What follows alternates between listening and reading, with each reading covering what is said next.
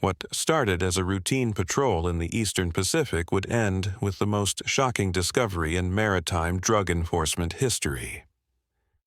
The crew had no idea that in just a few hours, they would witness something that would redefine everything they thought they knew about the war on drugs.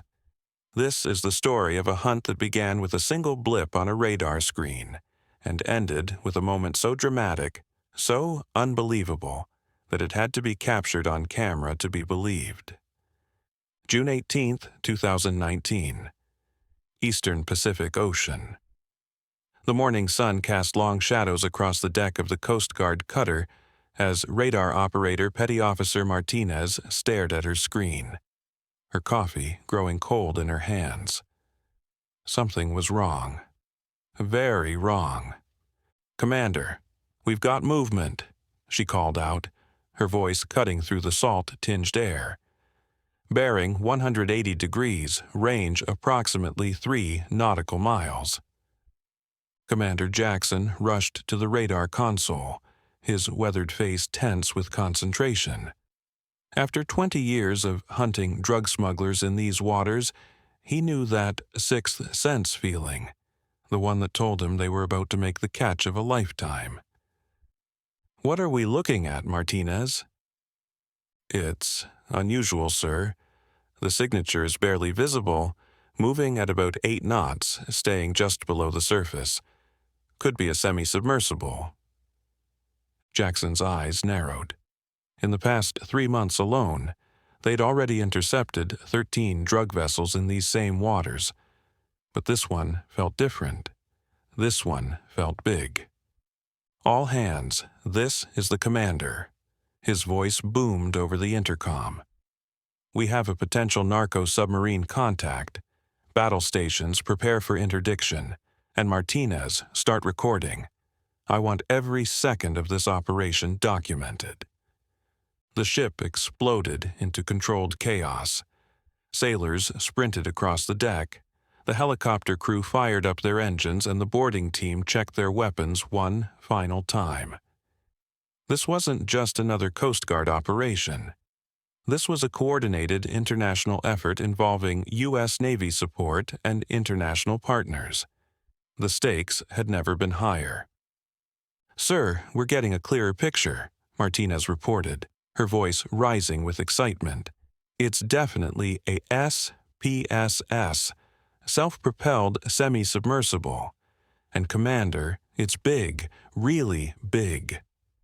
Through his binoculars, Jackson could just make out a small protrusion cutting through the Pacific swells like a metallic shark fin. His heart pounded. After intercepting over 39,000 pounds of cocaine in recent months, he knew they were closing in on the big fish. This could be the one. "Launch the helicopter and get me that Navy aircraft for aerial support," Jackson ordered, "and get me a direct line to the boarding team. We're going in."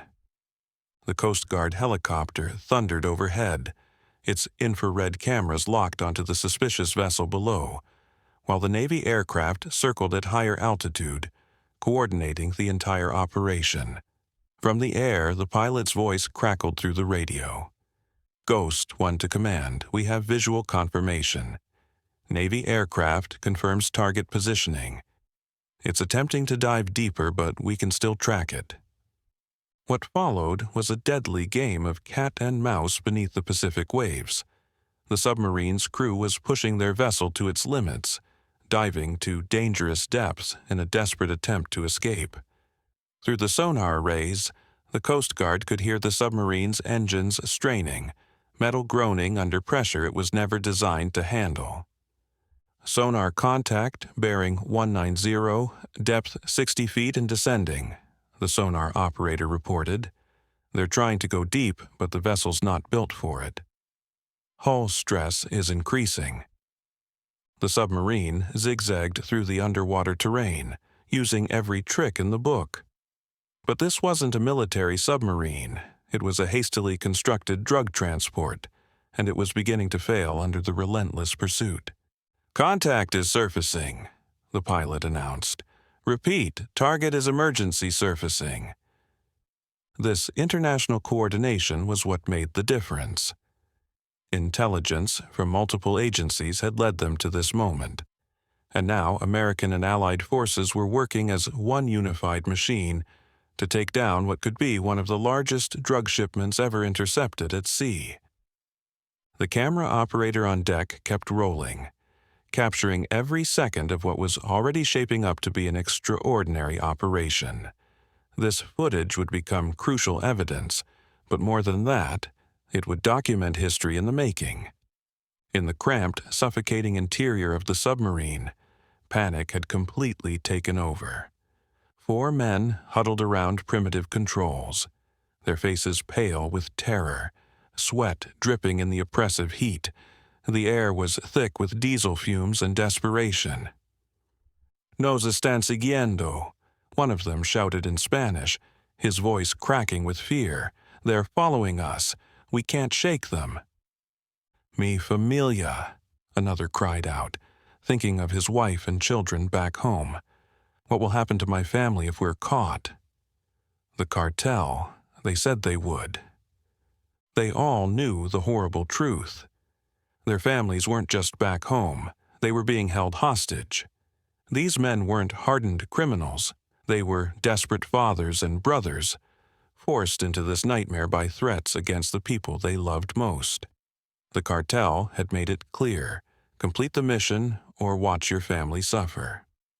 The submarine's hull creaked ominously as they pushed it beyond its limits. Water was beginning to seep through compromised seals. The primitive construction, rushed in some jungle hideout, was never meant for this kind of stress. "No podemos más," the captain gasped. "We can't go any deeper, the hull is breaking apart." The submarine's crude periscope revealed their worst nightmare: Coast Guard vessels closing in from multiple directions, helicopters circling overhead like mechanical vultures. There was nowhere to run. The choice was simple: surrender or die in this metal coffin beneath the waves. "Dios mío, it's over," one whispered, making the sign of the cross. "Surface the boat, surface it now." Back on the cutter, the chase was reaching its climax.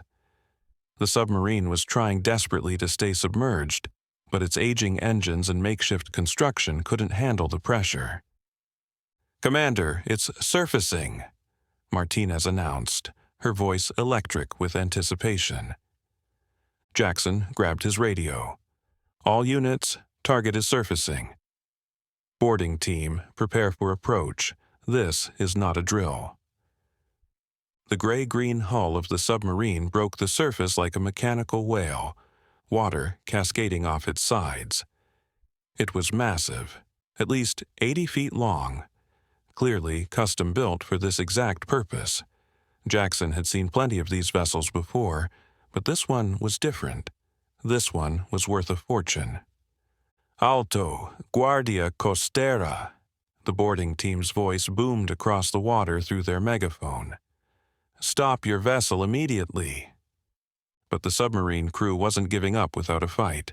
They tried one last desperate maneuver, attempting to dive again, but their vessel was too damaged, too compromised. The hunt was over. "Boarding team, go, go, go," Jackson commanded. In a heart-stopping display of precision and courage, the Coast Guard boarding team leaped from their fast response boat onto the slippery hull of the submarine. The camera was rolling. This entire operation was being documented, creating a permanent record of what would become one of the most significant drug busts in maritime history. The tension was unbearable as the boarding team approached the submarine's hatch. Hearts pounded. Weapons were drawn. The camera kept rolling. This entire sequence was being captured in what would become an intense 1-minute video that would later serve as evidence of this historic bust. What would they find inside? How many people were aboard? Were they armed? And most importantly, what was the cargo? Every second felt like an eternity. The submarine bobbed in the Pacific swells, its dark hull glistening with seawater. Inside, they could hear muffled voices, Spanish words of desperation, fear, resignation. Sorry for the interruption. Before we continue with the story, I kindly ask you to like the video and subscribe to this channel. It is very important for us. Thank you very much. This is boarding team leader. The radio crackled, his voice tight with adrenaline.